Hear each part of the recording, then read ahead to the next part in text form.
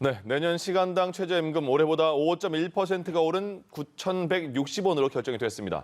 자, 시민은 마무리가 됐지만 노사 양측 모두 반발하고 있습니다. 관련 내용을 잠시 후에 살펴보고요. 또 재건축 조합원 2년 실거주 의무 규제가 백지화가 됐습니다. 자, 발표 1년 만에 철회된 배경, 또 부동산 시장에 미칠 영향 지금부터 김대호의 경제일기에서 분석해 보겠습니다. 김대호 경제학 박사와 함께하겠습니다. 어서 오십시오. 네, 반갑습니다. 예. 내년 시간당 최저임금 올해보다 440원이 올랐습니다. 9,160원인데 결정된 배경 어떻게 볼 수 있을까요? 네, 참 천신만고 끝에 말도 많고 사연도 많았던 내년도 최저임금이 최종 확정이 됐습니다. 네. 물론 아직 고용노동부 장관의 고시가 남아 있긴 합니다만은 예. 거의 99% 확정이 됐다고 볼 수가 있어요. 현재 지금 최저임금위원회에서 확정한 내년도 최저임금은 9,160원입니다. 그러면 이것은 올해에 대비해서 5.045%가 오른 겁니다. 예. 여기에 대해서 일각에서는 소수점 셋째 자리에서 반올림하게 되면 5.1%가 되고 둘째 자리에서 반올림하면 5.0%가 되는데 어쨌든 네. 5%를 약간 높은 수준에서 결정이 됐거든요. 예. 자, 여기에 대해서 현재 지금 최저임금위원회가 세 부류의 위원들로 구성이 되어 있습니다. 네. 하나는 노조 대표, 또 하나는 경영계 대표, 그리고 또 하나는 어떤 공익 대표 해서 노조와 경영계에 직접적으로 이해관계가 없는 이 세 성향으로 분류가 되어 있는데요. 예. 현재 공익자 단체를 대표하는 사람들 빼고는 경영자와 노조 양측에서 상당히 좀 서운하다. 그래서 반발을 하고 있거든요. 예. 그래서 재심의를 요청할 가능성도 있지만 그동안에 재심의를 받아들여준 적이 없기 때문에 예. 이대로 확정될 가능성이 높다 이렇게 보겠습니다. 아, 그렇군요. 매년 그렇지만 노동계와 경영계 모두 불만이 있는 거잖아요. 어떤 불만이 지금 있는 거예요? 그러니까 한마디로 노동계는 좀 더 올려달라는데 왜 네. 이렇게 적으냐. 그다음에 경영계는 너무 많이 올리는 거 아니냐 이렇게 해가지고 불만입니다. 조금 그 내용을 뜯어보면요. 예. 우선 노동계 입장에서는 대통령의 공약까지 걸고 나오고 있습니다. 아. 문재인 대통령이 공약을 하기를 2020년까지 이 최저임금을 1만 원까지 올린다라고 공약 집에까지 나와 있어요. 네.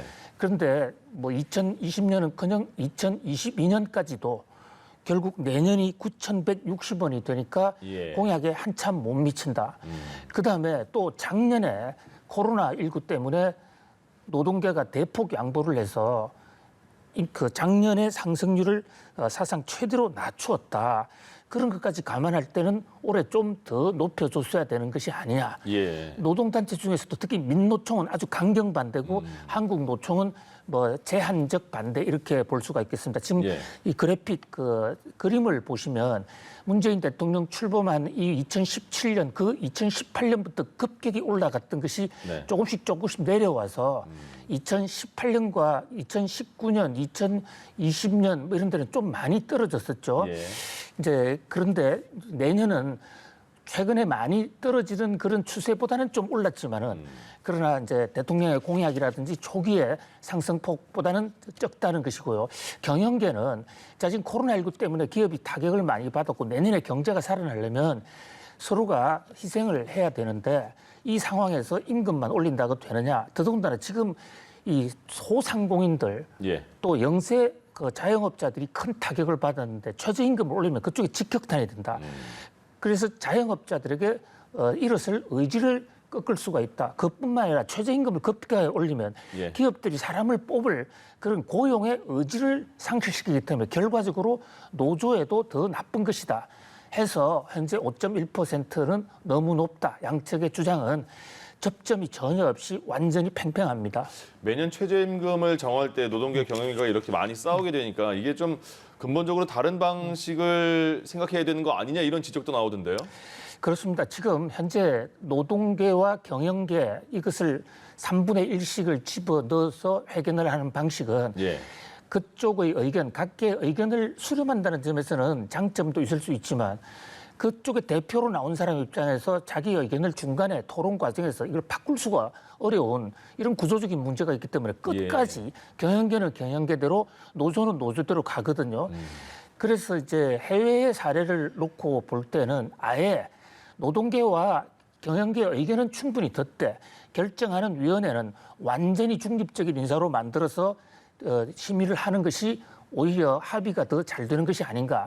그다음에 이제 미국 같은 나라 일국에서는 아예 이 기능을 국회로 넘겨놓고 국회에서 청문 절차를 밟는 이런 방법이 있습니다. 또 하나는 지금 업종별 이런 거 우리는 구분이 없이 모두 지역별 구분이 없이 모두 하나의 지표를 하다 보니까 최저임금의 대부분 해당 사항이 영세업자만 타격을 집중적으로 받게 되는 그런 경향이 있어요.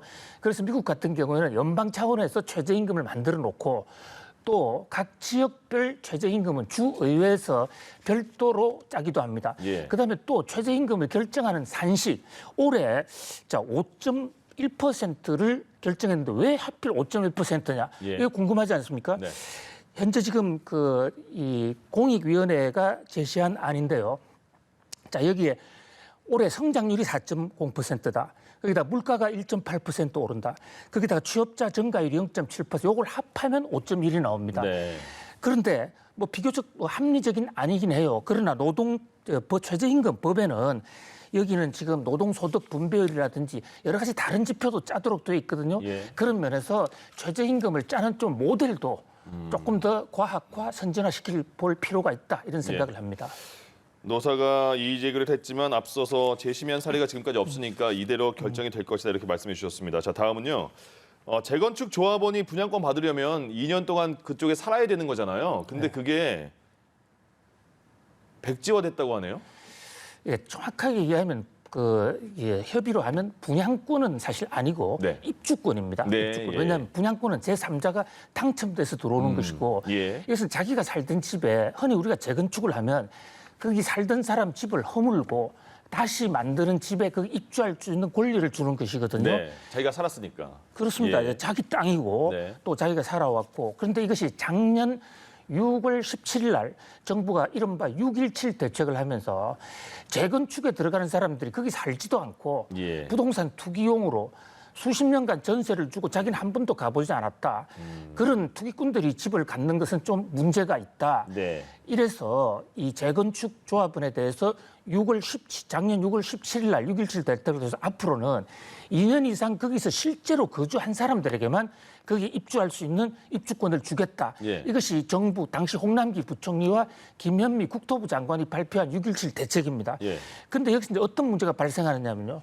그러면 그동안 살지 않았거나 외국에 가 있던 사람이나 또는 뭐 지방에 가 있다거나 이런 사람들의 경우는 자기 집인데 재건축을 했는데 현금 청산을 당해서 쫓겨나와야 되는 상황이 된단 말이죠.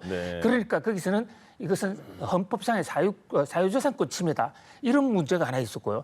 또 하나는 그렇게 이런 정책을 하다 보니까 전세 세입자를 다 쫓아내버리고 자기가 들어가다 보니까 이것이 전세값 폭등의 진원지가 된 거예요. 그래서 정부가 이것을 이제 입법 과정에서 의회에서 국회에서 이것은 부작용이 더 많다. 이래서 정부가 하겠다고 한 정책을 한 번도 시행해 보지 않고 스스로 철회하는 사실 문재인 정부 들어서 부동산 정책을 정부 스스로 철회하는 게 사실 이번이 처음이거든요. 그런데 이제 결과적으로 놓고 보면 철회를 하는 것이 훨씬 더 잘 됐다라는 지적이 많이 있어요.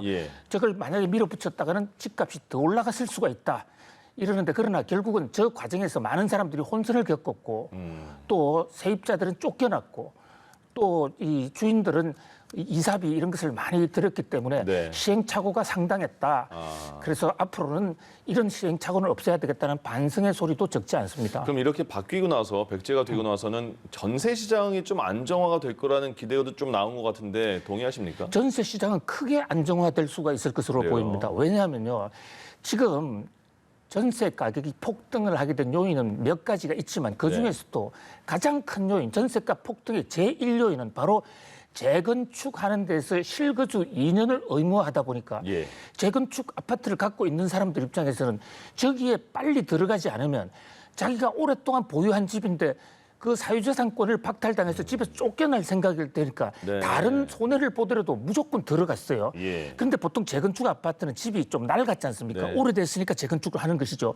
그러니까 전세가가 낮았어요. 예. 그 낮은 사람들을 무조건 어떤 수를 쓰더라도 내보냅니다. 그리고 현재 우리나라에 임대차 보호법이라든지 이런 데도 주인이 들어가 살겠다고 그러면 이 계약갱신 청구권이 작동이 안 되거든요. 예. 그러니까 마구마구 내보내고 그 사람들이 전세 난민이다가 갈 길이 없어진 거예요. 이것이 특히 강남 지역의 집값을 폭등을 시켰고 예. 풍선 효과에서 전국적으로 확대되어 나갔는데 막 뒤늦게라도 정부가 이 조치를 철회함으로써 폭등하던 전세가 시장에 상당히 안정 효과가 있을 수 있다 이렇게 봅니다. 그러니까 대책을 세우기 전에 현실적인 시장 분위기를 잘 파악해야 한다 이런 지적도 나오던데 그럼 어떤 앞으로의 대책이 필요할까요? 그렇습니다.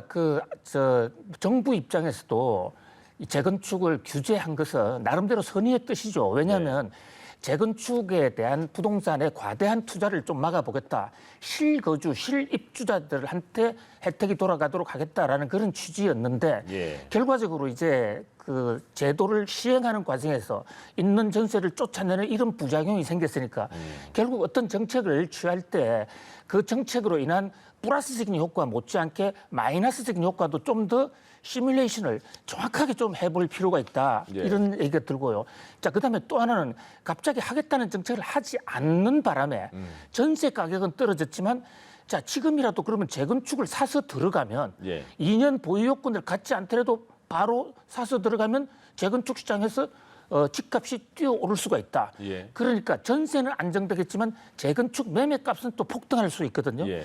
그런 면에서 그런 폭등을 막을 수 있는 그런 대책도 같이 발표되는 것이 좋겠다 이런 생각을 해봅니다. 그럼 이게 이번에 그 백지화된 게 언제부터 지금부터 바로 중단되는 거예요? 그렇습니다. 시행을 하지 않았으니까요. 아, 예, 예. 그 작년 아. 6.17 대책에서 시행을 하겠다 했는데 이것이 입법 사항이거든요. 예, 예. 그걸 국회에 계속 법이 만들어져 가지고 언제 통과되느냐 하고 펜딩이 돼 있었어요. 그런데 시중에 이제 부동산 시장에서는 정부가 하겠다고 그러면 정부를 믿고 또 그 네. 대책을 세우기 위해서 이미 시행한 것으로 간주하고 모든 대책을 다 세웠어요. 예. 그런데 이제 와서 정부가 하지 않겠다고 하니까 이제 그게 시행착오에 따른 피해가 있는 건데 그러니까 지금 말씀하신 그 의문에 대해서는 예. 그냥 안 하기로 했으니까 그것으로 끝인 거죠. 아, 한다고 했다가 그냥 안 하기로 한 거군요. 그렇습니다. 예. 아, 알겠습니다. 여기까지 듣겠습니다. 김대호의 경제읽기 김대호 경제학 박사와 함께했습니다. 고맙습니다. 고맙습니다.